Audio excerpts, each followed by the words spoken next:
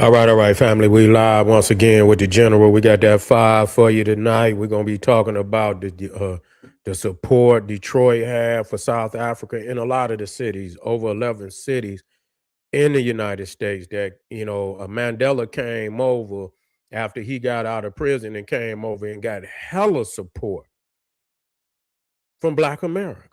You see that he took back to help fund the ANC, who was fighting for liberation over there in South Africa.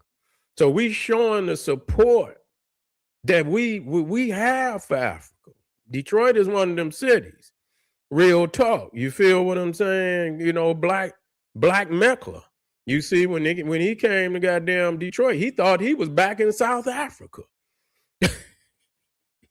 He said, man, you talking about a city over 1 million people. You understand? Back then, when he came, Detroit was still over 1 million. And you talking about a city that was 80, you talking about over 800,000, damn near 850,000 blacks in one damn city. Not in this surrounding, in this heart. You see what I'm saying? When he came to goddamn Detroit, he thought he was back in South Africa. He said, damn, you know what I'm saying? Love was all over the place, you see? So we show, but this is the higher, the higher frequency energy that our people can show for one another. You see what I'm saying? This is the higher energy frequency that our people can show for one another. The fact that he came and our people was able to exchange, support and love for one another. This is the greater example of what our people can do, not the lower frequency shit. See, not the lower frequency shit that people's is engaging in today. And seeing, a lot of nations, and we're gonna talk about particularly Detroit. And I believe when he came in 1990, he went to New York. He went to I think he went to Boston. He went to Detroit. He went to Los Angeles. He went to Atlanta. He went to Oakland. It's a few. I don't know all the cities. I believe it was 11 cities. So I got to get all 11 cities. And matter of fact, let me see. All 11. When he came up out of the United States, he had about close to $7 to $8 million.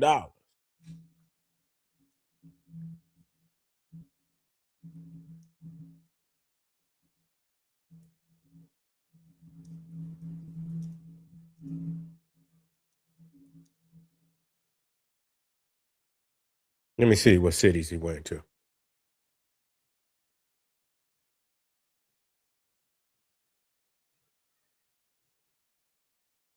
Let's see. He went to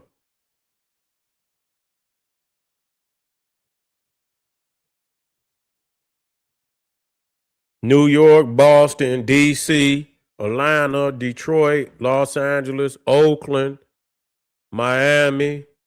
Those were the 11. New York, Boston, Washington, D.C., Atlanta, Detroit, Los Angeles, Oakland, Miami.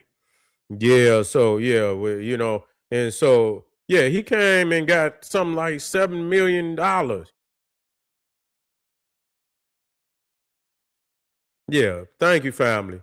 Yeah, we talking about over $7 million that Mandela got out of he came and was donated to Mandela and his fight, because the people, we was fighting right here.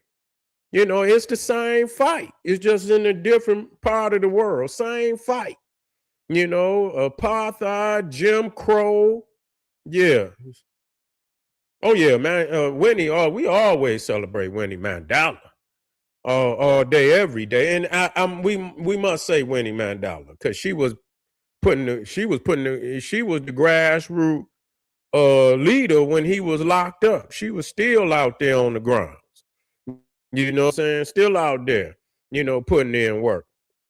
But we just showing what we could do for one another in the best of ourselves, not the worst of ourselves, in the best of ourselves.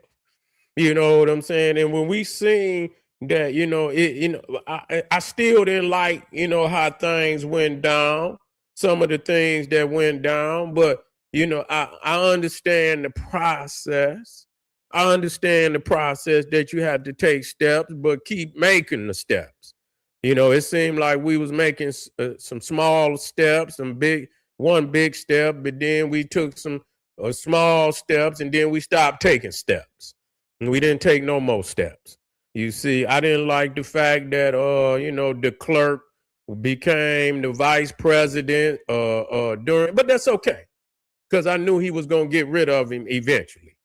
I knew he was gonna get rid of him eventually. But this is just show, South Africa right now today that you talking about, where you at today. You understand what I'm saying? It's a lot of nations that help you. You understand? Many of them ANC activists, a lot of them had to flee. You understand what I'm saying? A lot of them had to seek refuge. You see what I'm saying? And so many African nations around Africa supported them in that fight for apartheid. You know what I'm saying? To see our people be gunned down and and the atrocities. I even talked about the one motherfucker, Dr. Death, down there. And I got videos on there. You can go look where I talked about that and how he was actually, in the chemical labs and shit, trying to genetically develop a biological weaponry. You see what I'm saying? To wipe our peoples out. And they still, and still today, they have not, they found him guilty on something, but I think he's still operating in South Africa right now today. You see what I'm saying? But that's just how them Neanderthals move. They look out for one another. You see, they look out for one another. So, when we start talking about, developing the country and shit and this, that, and the third, talk about the help that was given in the beginning. You wouldn't, how did you think, you was, the fight, you understand, the get Mandela into power and all that. And, it was coming from, forces outside of South Africa. And that's how it was all over. You understand what I'm saying? You had to get help from the outside, to be victorious. You see, to be victorious. So shit, you got to know that before you get to bumping off at y'all gums about some shit. I know everybody, they should know that. They should know that. You know, they should know that. And if you don't know your history, then that just show you. Y'all bumping off and y'all ain't going nowhere because at the same time, it's the root cause. Back then, y'all was fighting the root cause. Now y'all don't fight y'all was back there when apartheid, it was clear who the root cause was. It was clear. You understand? When we could see right on the damn videos what the root cause. Now today, you own no more land than you did back then. You don't own no more land. You own no more economic wealth than back then. Now all of a sudden you act like you don't know what the root cause is. Make that shit make sense to me. And so now, because you have stopped the fight, because obviously you thought you won something, because you got a little political power, but yeah, you got some black faces in the presidency, but the economic, you understand, wealth remain with the Afrikaner, remain with the whites in South Africa. It never exchanged. The ownership of the land remained with whites. No different than up here. No different in America. Ain't nothing changed. They still own, and we have more than what we got today. And they finessed us out of that. I don't know how they finessed us out of goddamn 19 million acres and shit of land, and and so it's the same fight. They supported them. That's why Donald Trump was bringing Afrikaners over here not long ago. And to my understanding, they may still be coming in, on the slick tip because so much shit is going on. Y'all done forgot about the Afrikaners coming over here to take the farmland and shit like that. And Elon Musk rat, you see, and now he's the richest man in the world. And then you go down there, uh, uh, uh, uh, uh, uh what's his name? The president, Ramaphosa, down there in South Africa, come to the White House, bring Rupert, whatever the white boy named Rupert, I don't know what's his first name, and he's the richest man in South Africa. And then second behind him is Nikki Oppenheimer. You see the Oppenheimers and the De Beers that didn't rob the whole damn country out of his diamond wealth and shit and all of that. And so you can go over there to 20 richest people in South Africa. I believe one is black. All the rest of them is white. They own all the wealth. They own all the land. And you wonder what the problem is. See, back then when you was really out there on the ground and y'all was marching, see how niggas is running today? They running and jumping on black immigrants and shit. And you understand? Back then, goddamn it, you knew who you was scrapping with the Caucasian. You was scrapping with them Afrikaners and them Boers. Now today, you didn't act like you didn't won something. You ain't won nothing. You ain't won nothing. The fight wasn't over. The fight was just beginning. But y'all fell asleep. Y'all fell asleep. Y'all looking up at 1, 2, 3 peoples and shit, and it was it was talking about giving the land back to people. Ain't gave the land back. What's taking so damn long? You see what I'm saying? That's where y'all should be running down there to Ramaphosa and that goddamn government down there and ask them why hasn't the land transferred?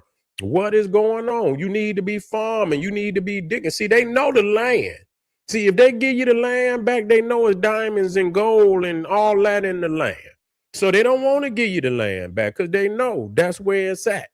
You know what I'm saying? They need to if nothing else, they need to nationalize all the diamond mines, all the gold mines. They need to nationalize it, and then distribute the wealth of that to the people.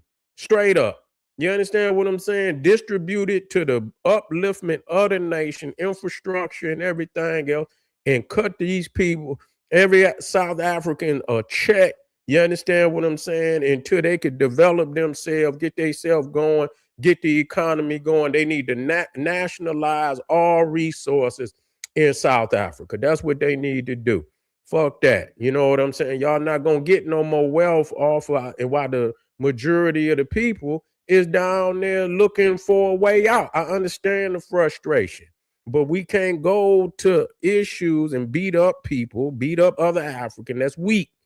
Even, I understand our people don't like criminal. Ain't no bigger criminal in there than Rupert and Oppenheimer and goddamn all them. Ain't no bigger criminal than Elon Musk and them and his daddy that robbed the people and got rich off the wealth of the land, off of African people's land where they didn't get nothing. They ain't got a damn dollar. They didn't get 1 red cent. So that's where it come, whether you got to nationalize the land and make it about the people.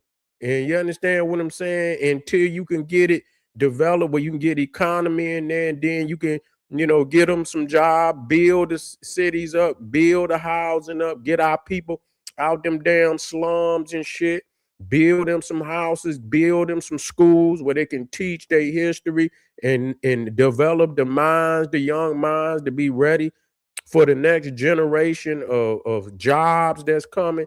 That's what you need to do.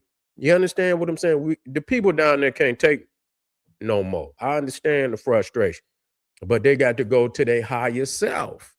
They got to go to their higher self. They can't go to their lower self and find the cause. The cause is always been the Neanderthal, the damn brute, the damn white supremacy has always been the root cause.